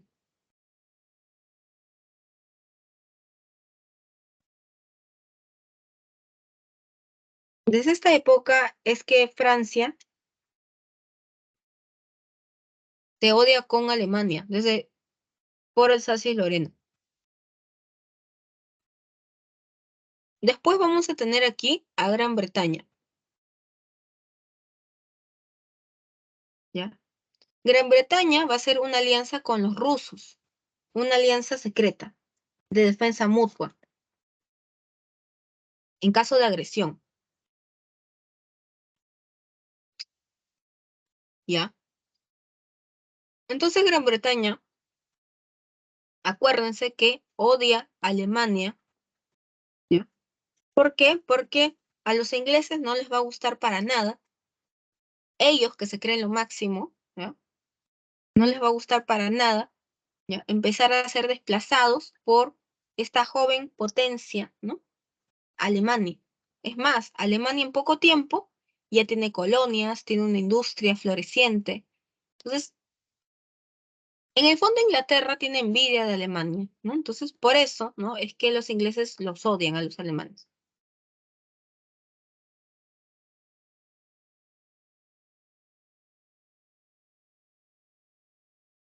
Y acá tenemos pues a los rusos, ¿no? Que habían firmado esta alianza con Gran Bretaña. Y después tenemos ya otros aliados. Japón siempre ha querido ser hegemónico en el Asia, siempre, siempre. Japón siempre ha tenido esta idea, ¿no? De Asia para los asiáticos, siempre. Y en esta época no es la excepción. Ellos quieren ser hegemónicos en el Asia. Y Estados Unidos va a entrar posteriormente a la Primera Guerra Mundial. ¿Ya? Y Estados Unidos va a hacer que la balanza se incline en favor de la Triple Entente, Entente Cordiale o los aliados. ¿Ya? Entonces, así son las alianzas, ¿no? Que se forman en esta época. Entonces, en cuanto a las causas, ¿no? Obviamente es el pleito, ¿no? Entre estas potencias, ¿no? El pleito por la colonia, ¿ya? Y estos odios de estas potencias, ¿no? No son algo nuevo, ¿no? Son odios viejos que provienen desde el siglo XIX, ¿ya? Entonces se dice que la Primera Guerra Mundial pudo haber estallado en cualquier momento, ¿ya? Pero finalmente estalló en 1914. Y por supuesto, el tema de los Balcanes, ¿no? Se dice que la guerra, ¿no?, pudo haber empezado durante la crisis de los Balcanes, porque todo el mundo quiere los Balcanes. Los griegos, los otomanos, los búlgaros, los italianos, Austria-Hungría, todo el mundo se muere por los Balcanes, ¿ya? Y la tercera causa es esta idea, ¿no?, del chauvinismo, del nacionalismo exacerbado. El nacionalismo es bueno porque acuérdense que gracias al nacionalismo, Italia y Alemania se unificaron en el siglo XIX, ¿no? El problema es cuando tú ya lo exaltas. Cuando ya se habla de un nacionalismo exacerbado, es que ya empiezan los problemas, ¿no? O sea, si tú te crees inglés, ¿no? Si tú te crees lo máximo por el simple hecho de ser inglés, es que ya hay un problema. Entonces, cada una de estas potencias, ¿no?, se cree lo máximo. Y esto también acaba favoreciendo, ¿no?, a que explote la Primera Guerra Mundial. Pero como les digo, esto era algo que sí o sí se veía venir desde el 19.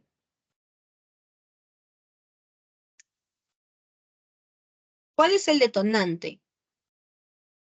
El detonante, por supuesto, ¿no?, yo le llamaría más pretexto, ¿ya? Pretexto.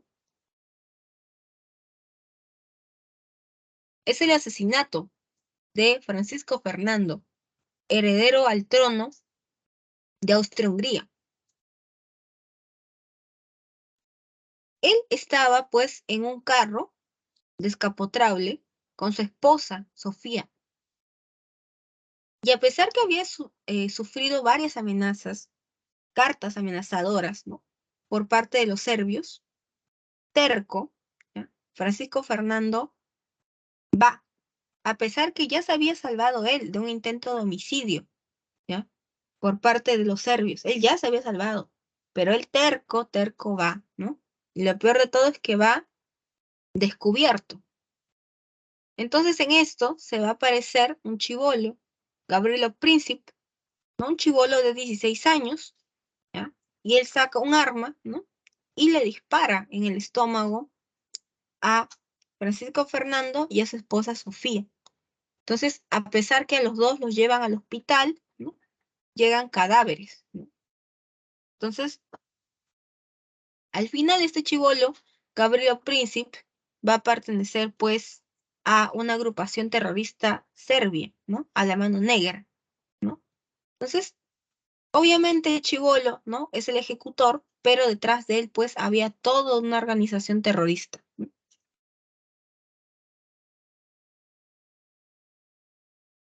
Inmediatamente, Austria-Hungría le pide explicaciones a Serbia, porque han matado a su heredero al trono. ¿Cómo responde Serbia? Serbia le pide ayuda a los rusos, que son sus primos hermanos prácticamente. Son sus pinky friends, los serbios, de los rusos, ¿ya? Entonces Rusia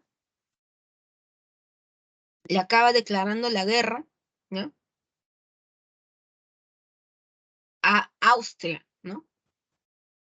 Entonces se aparece Alemania, porque Alemania, ¿no?, es pinky friend de los austríacos, ¿no? Son mejores amigos. Y Alemania le acaba declarando, pues, la guerra a Gran Bretaña, ¿no? Porque se sabía que Gran Bretaña, ¿no?, y, y Rusia tenían un tratado de defensa secreto, que de secreto no tenían nada, ¿no? Entonces, si se dan cuenta, este sistema de alianzas, ¿no?, también acaban desencadenando esta Primera Guerra Mundial. Cada quien, ¿no?, llama a su gente, a su mancha, ¿no?, y se arma.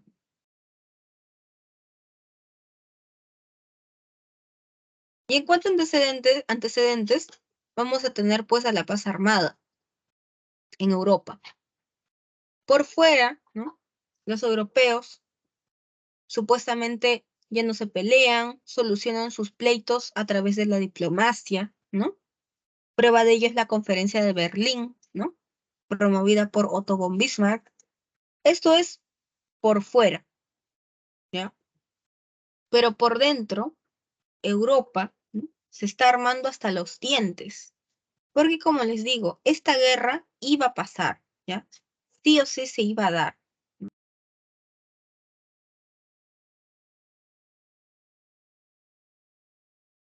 Y los europeos utilizan lo último en tecnología para, de la Segunda Guerra Mundial, ¿no? Los últimos inventos de la Segunda Guerra Mundial para llevar a cabo esta guerra, ¿no?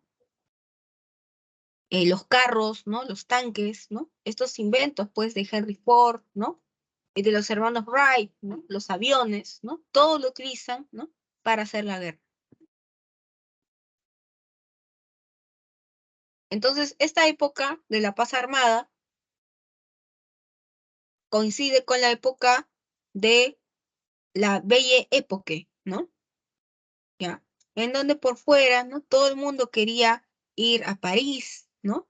Se manda a construir, pues, la Torre Eiffel, ¿no? Ese es por fuera, ¿no? Pero por dentro, los europeos se están armando. Y el otro antecedente es, como les digo, ¿no? Esta crisis del marroquí. Se dice que durante la crisis del marroquí, el mundo estuvo al borde que explotara la Primera Guerra Mundial, ¿no? ¿Ya? Durante la crisis del marroquí, los franceses van a poner prácticamente una embajada en Marruecos, ¿no? Y esto va a ser muy mal visto por los alemanes, ¿no? Que odian a los franceses. Entonces se dice que durante la crisis del marroquí, ¿no?, estuvo al borde también de la Primera Guerra Mundial. Entonces han habido muchos momentos, ¿ya? Muchos momentos, solo que finalmente todo explota, ¿no?, en el 14. Y ahora vamos a hablar del inicio de todo, cuando los alemanes, que odian a Francia desde la guerra franco-prusiana por Alsacia y Lorena, para atacar, pues, a los franceses, ¿no?, pasan por Bélgica, ¿ya?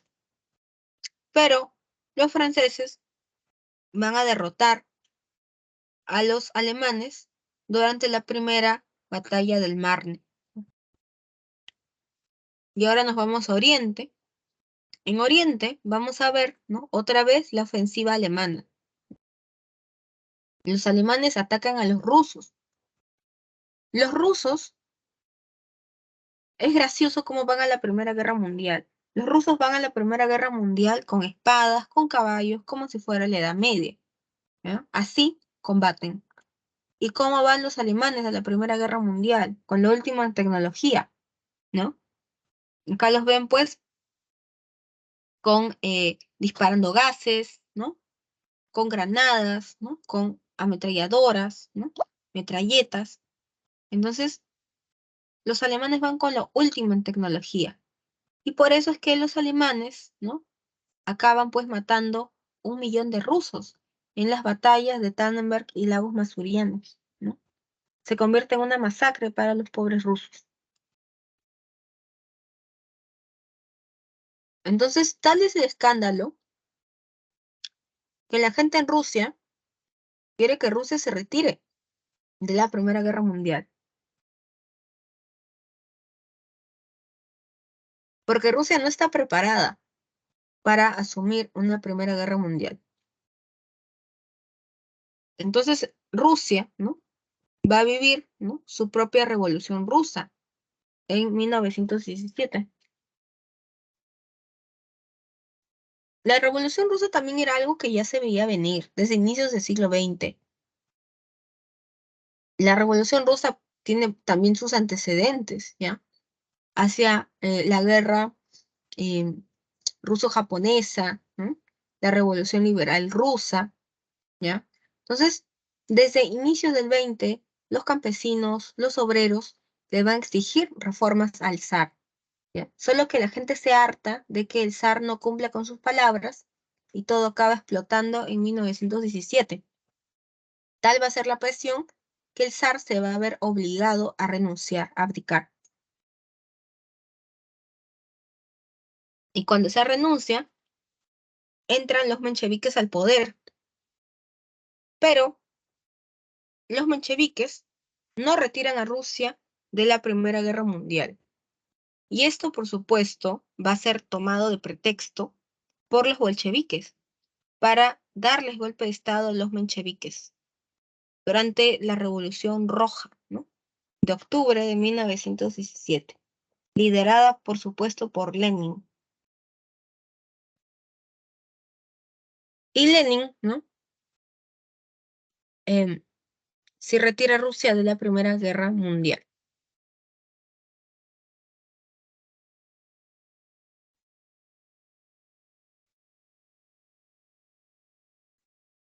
Y ahora nos vamos a la guerra de posiciones. En la guerra de posiciones vamos a ver las guerras de trincheras, ¿no?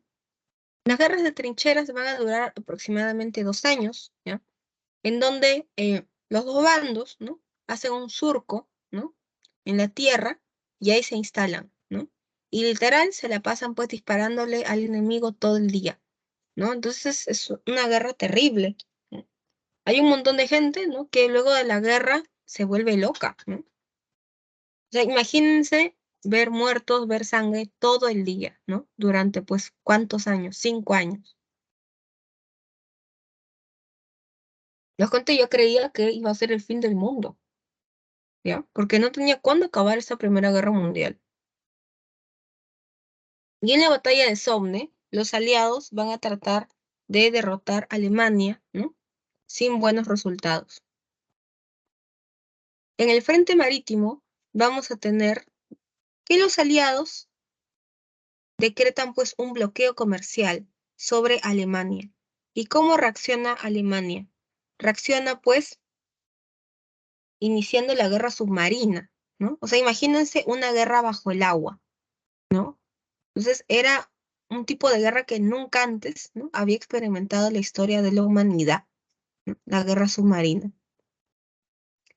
Entonces, los alemanes lanzan la amenaza de que cualquier barco, ¿no?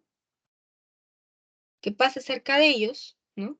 Sobre todo para tratar de llevarle provisiones al Reino Unido, ¿no? Basta que pase cerca de los alemanes, ¿no? Los alemanes los van a hundir con esta guerra submarina. Y así es como pasa un buen día en Lusitania, ¿ya? Una embarcación norteamericana. Y los alemanes hunden el Lusitania. Entonces, esto le va a dar el pretexto perfecto a Estados Unidos para entrar a la Primera Guerra Mundial, ¿ya?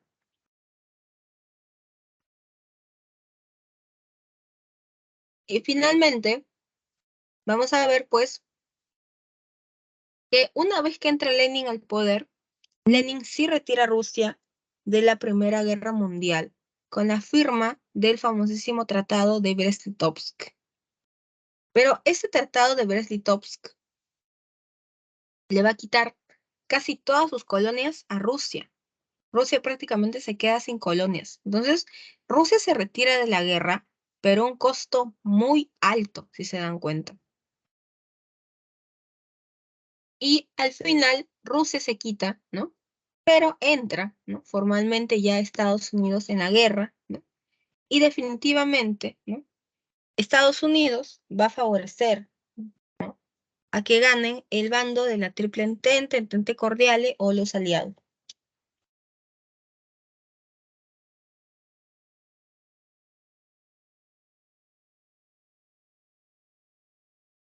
Y en el frente occidental, ¿no? Vamos a ver pues la segunda batalla del Marne, ¿ya? Acá pues los alemanes, ¿no? Van a ser finalmente derrotados, tanto es así que van a pedir ellos pues armisticio, ¿no? Armisticio es prácticamente la rendición alemana. Y es así como acaban pues firmando este vergonzísimo Tratado de Versalles, ¿ya? Este Tratado de Versalles es una burla, en realidad. para los alemanes. Es humillante para los alemanes. ¿Por qué? Ese tratado de Versalles, ¿no? Dice, ¿no? Que se le quita a Alemania todas sus colonias. Todas las colonias que había ganado se les quita. ¿Ya? Ese tratado de Versalles dice también, ¿no? Que los alemanes, ¿no? Van a pagar los gastos de reconstrucción de toda Europa Occidental. ¿Ya? Entonces, imagínense, si uno fuera un obrero alemán en esta época, ¿no? Y tu ciudad, tu país está destruido, ¿no? Y encima lo poco que ganes, ¿no? Se va a ir en pagar los gastos de reconstrucción de Europa. ¿No te parecería injusto? Por eso es que los obreros alemanes van a empezar, ¿no? A escuchar a Hitler, ¿ya? Como consecuencia de este vergonzoso Tratado de Versalles. Porque Hitler decía, ¿no? De que los alemanes debían vengarse de ese Tratado de Versalles, ¿no? Y Alemania debía volver a ser grande, ¿no? Como en antaño fue. Ese era el discurso de Hitler, ¿no? Entonces, para un alemán, ¿no? Que la pasa mal, que no tiene ni qué comer en esta época, ¿no? Eh, Va a empezar, ¿no? A escuchar lo que dice Hitler. ¿Ya? Y después también se reduce, ¿no? La cantidad de ejército a 100.000 efectivos, lo que era casi, casi como no tener ejército. ¿Ya? Entonces, Churchill decía, tengan cuidado cómo están tratando a Alemania, porque Alemania se puede vengar, ¿no? Eso decía Winston Churchill, primer ministro británico. Y dicho y hecho, ¿no? Porque 20 años después, ¿no? La historia pues se repite prácticamente, ¿no? Con una guerra mucho más sangrienta, ¿no? Que la Primera Guerra Mundial. Acá ven otra caricatura, ¿no? De cómo, ¿no? Acá, ¿no? Alemania, literal, está entrando al patíbulo, ¿ya? Para ser guillotinado, ¿no? Porque en realidad eso era el Tratado de Versalles, ¿ya? Era una burla para los alemanes.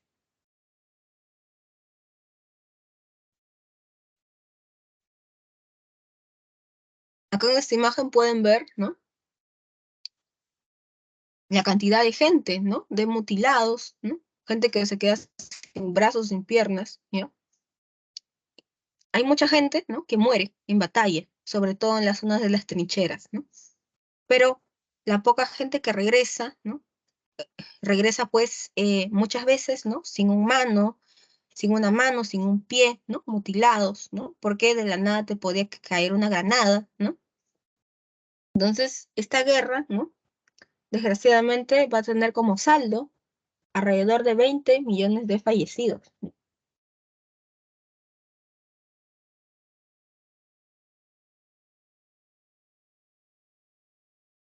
Y obviamente van a desaparecer un montón de imperios, ¿ya? Como el imperio austrohúngaro, ¿ya? Como el imperio turco, ¿ya? Desaparece la dinastía Romanov, por ejemplo, como consecuencia, ¿ya? De todo esto. Y se van a dar origen a nuevos estados, nuevas repúblicas, ¿ya? Por ejemplo, ¿no? La desintegración de Austria-Hungría va a dar origen a Austria, a Hungría, ¿no? El imperio turco, ¿no? Va a desaparecer y va a dar origen, pues, a Turquía, ¿no? Etcétera, ¿ya? Entonces, desaparecen imperios, ¿no? Y aparecen nuevos estados. Y por supuesto se crea la Sociedad de Naciones, ¿ya? A petición del presidente Wilson de Estados Unidos, para evitar una futura guerra similar, ¿ya? Para que el mundo no vuelva a experimentar una guerra mundial. Pero obviamente la Sociedad de Naciones es un fracaso total, ¿no? Porque si no, 20 años después no estaríamos hablando de la Segunda Guerra Mundial, que es muchísimo peor, ¿no?, que la Primera Guerra Mundial. ¿No?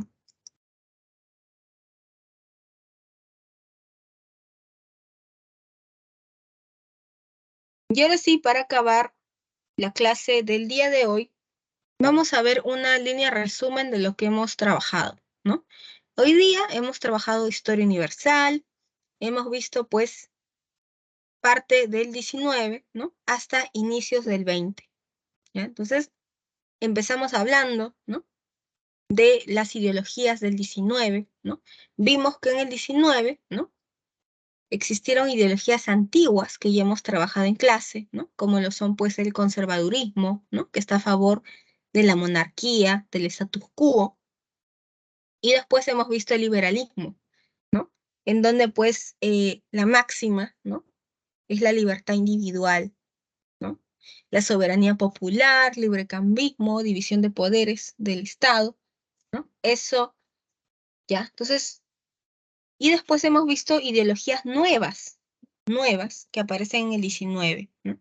El socialismo, ¿no?, que se subdivide en dos: socialismo utópico y socialismo científico, ¿no? Socialismo científico, acuérdense, es propuesto por Marx y Engels, ¿no? Después de esto hemos visto el anarquismo, ¿no? La anarquía, ¿no? Y el anarquismo, ¿no?, está en contra de cualquier tipo de autoridad, ¿no? Entonces, los anarquistas no creen absolutamente en nadie, ¿no? Ni Dios, ni patria, ni familia, ¿ya? Y por último, hemos visto el nacionalismo, ¿no? Esta idea de que mi nación, mi patria es lo máximo. Y gracias al nacionalismo, acuérdense que Italia, ¿no?, se unifica. Alemania se unifica en el 19, ¿no? Después ya hemos visto las revoluciones liberales, ¿no?, promovidas por los liberales, ¿no?, para consolidar su poder en Europa, ¿no? Hemos visto la de 1830 y 1848, ¿no? Esta última es la que tiene más acogida, ¿no? ¿Ya? Y después de estas revoluciones liberales, ya hemos hablado de la segunda revolución industrial, que surge en Inglaterra, ¿no? La segunda revolución industrial cambia la vida de la gente para siempre, ¿no? El mundo se hace más rápido, ¿no? Y la mayoría de estos inventos va a ser utilizados durante la Primera Guerra Mundial, ¿no? Y después hemos visto también el imperialismo, ¿ya? El imperialismo en este contexto de segunda revolución industrial, ¿no? El imperialismo, ¿no?, justifica el dominio de los europeos sobre los países más pobres, sobre todo del Asia, del África, ¿no? Y hemos visto cómo los europeos se llegan a partir el África como si fuera un pedazo de torta, ¿no? Y finalizando todo esto, ya entrado el siglo XX, ya hemos hablado de el estallido de la Primera Guerra Mundial, ¿no?, que era algo que se veía venir en realidad, en cualquier momento. Y ahora sí, les dejo las claves, ¿ya? Y con esto acabamos la sesión del día de hoy, ¿ya? Entonces, la señorita tutora me dice, ¿no?, que ahorita acaba la clase, ¿ya? Entonces,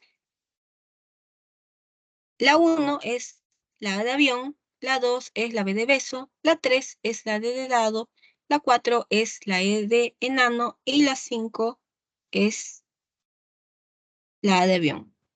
Entonces, les dejo también las claves en el chat, ¿no?, de esta semana, y con esto ya acabamos la sesión del día de hoy, ¿ya?